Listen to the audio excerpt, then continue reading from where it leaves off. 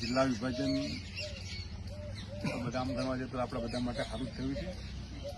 ઘણા સમયથી આપણી બધાની માગ હતી, એક જિલ્લાને ભેટ મળી કહેવાય. જિલ્લાના લોકોને ફાયદો થશે, વિકાસ થશે. વિભાજનવાળી બાબતમાં આપણા બધાની એમ મૂળ વાત કે બનાસકાંઠામાં રહેવું જોઈએ, થરાદમાં રહેવું જોઈએ. અલગ અલગ બધાનો મત હોઈ શકે. આમ આપણા બધાનો મત શું બને છે? બધાનો બનાસકાંઠામાં જો કામ શરૂઆતથી તો બધા લોકોનો મત કામ બનાસકાંઠામાં છે. જે દિવસે જિલ્લાની આપણે જાહેરાત થઈ, દિવસે આપણે બધા મુખ્ય લોકો ત્યાં શિહોરીમાં ભેગા થયા. એ દિવસે પણ મેં વાત આમ તો સ્પષ્ટ જ નથી કે આમ તો આપણા બધાના ફાયદા માટે છે. ને આપણી સરકાર તો હંમેશા લોકો માટે જ કામ કરે છે, જનહિત જનકલ્યાણ માટે છે. અમને જિલ્લાનું વિભાજન થયું છે આપણા માટે જ કર્યું છે. અને આપણે એ દિવસે શિહોરીમાં પણ એ વાત કરી જ હતી કે આપણી સરકાર છે, આપણા માનનીય મુખ્યમંત્રી ભૂપેન્દ્રભાઈ પટેલ સાહેબ એક માયડું મુખ્યમંત્રી છે. એટલે હંમેશા આપણી વાત સાંભળશે અને આપણી વાતને ધ્યાનમાં લેશે. અને આપણે એ વખતે પણ કહ્યું હતું કે આંદોલનો કરવાથી કંઈ થાય નહીં અને આંદોલનો ન કરવા જોઈએ. આવું સ્પષ્ટ આપણે એ દિવસે કહ્યું. અને એ દિવસે પણ આપણે મુખ્યમંત્રીશ્રીને મળ્યા હતા અને મુખ્યમંત્રીશ્રીએ આપણને આશ્વાસન આપ્યું હતું કે તમને ન્યાય આપવાનો પ્રયત્ન કરીશું, તમારા માટે સારું વિચારીશું. ફરી પણ કાલે મુખ્યમંત્રીશ્રીને મારે મળવાનું થયું હતું અને મુખ્યમંત્રીશ્રી ભૂપેન્દ્રભાઈ પટેલ સાહેબે ફરી આપણે એમને રજૂઆત કરી જે અમારા બધાની લાગણી અને માગણી બનાસકાંઠામાં છે, બનાસકાંઠામાં રાખો. સાહેબે આપણને ભરોસો આપ્યો છે અને આપણી સરકાર પર, આપણા મુખ્યમંત્રી સાહેબ પર આપણને પૂરેપૂરો ભરોસો છે અને રહેવાનો છે. મુખ્યમંત્રી સાહેબ આપણને બનાસકાંઠામાં રાખશે જ એવું એમને આપણને ભરોસો આપ્યો છે. એટલે બધાની સાહેબ માગણી એ જ હતી કે આપણે બનાસકાંઠા રહીએ. બધાની લોકોની સાહેબે તો પહેલા ત્યારે કીધું તો આપણે નોટા એમનો આભાર માન્યો હતો, થોડી વિનંતી એ કરી હતી. એ ટાઈમે સાહેબે એવું કીધું હતું કે લગભગ આપણું તો કેમ આવું છું ખબર નથી, પણ લગભગ આપણો સમાવેશ કોન્ક્રીટમાં થઈ જાય. એમાં બધી આપણે તમારી લાગણી માગણી પોકારી છે. સાહેબ એની સરકાર વાત આપણે આંદોલન કરવાનું આવતું જ નથી. સીએમ ને બીજા દિવસ મળી પહેલા દિવસે કીધું શિવરી આંદોલન કરવા ના જ પાડવી. અને આંદોલન કરવાથી કઈ ના આપણી સરકાર છે, આપણે રજૂઆત કરવાનું. એક વ્યક્તિ હોય તો એ સરકાર વભળે છે.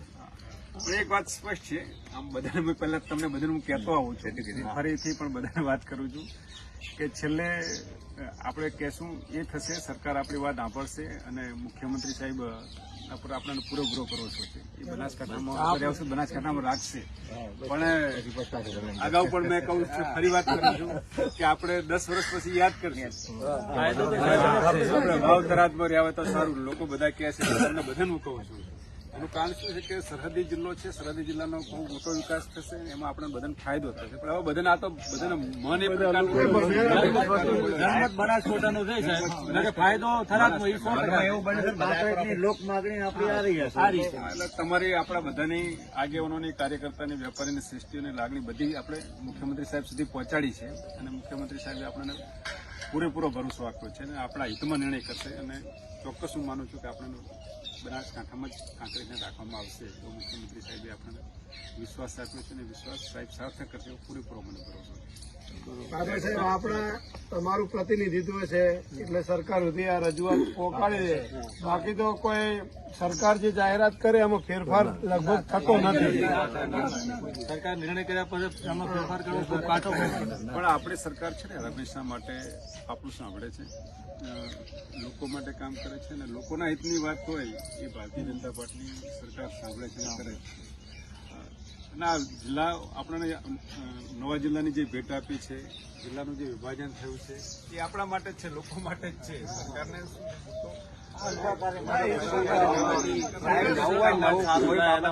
નર્મદાની નહેર હતી પહેલી કે ઉગમણી સર્વે કરતા બધા કે પાસીદાર સારી પાસીદાર, હવે બધા યાદ કરે છે કે આ બાજુ શું હતો ફાયદો હતો. બરાબર, પોણીની બોણીની રાઈડ કરી રહ્યા છે. એમના જિલ્લામાં તમે દીધો એમ થાય, પણ આ લોકોની એવી માંગણી છે કોણ બધા કોણ ખાઈને અમલી સંબંધો આપણા તો લોકો જે કહે અમે બી આ જિલ્લા સુખરામની બાબુ પાઇપ નીકળતી હતી ને ત્યાં લોકો એમના ખેતરમાં ના નીકળવા માટે પ્રયત્ન કરતા હતા.